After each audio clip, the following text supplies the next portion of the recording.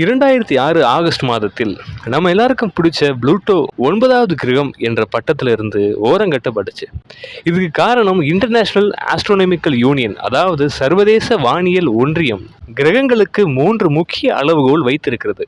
அதன் அடிப்படையில் ஒரு கிரகமானது ஒரு நட்சத்திரத்தை சுற்றி வலம் வர வேண்டும். புளூட்டோ சூரியனை சுற்றி வலம் வருகிறதுனால இதுல புளூட்டோ பாஸ். இரண்டாவது, ஒரு கிரகமானது தனது ஈர்ப்பு விசையால் ஒரு வட்ட வடிவை அடைந்திருக்க வேண்டும். அதுலயும் புளூட்டோ பாஸ். மூன்றாவது, ஒரு கிரகமானது சூரியனை போன்ற நட்சத்திரத்தை தான் சுற்றி வரும் பாதையில் வேறு எதுவும் இடையூறு செய்யாத வண்ணம் சுத்தமா வச்சிருக்க வேண்டும். இதுல நம்ம புளூட்டோ ஃபெயில் ஆயிடுச்சு. ஏன்னா புளூட்டோ கைப்பர் பெல்ட் எனப்படும் இடத்துல இருக்கு.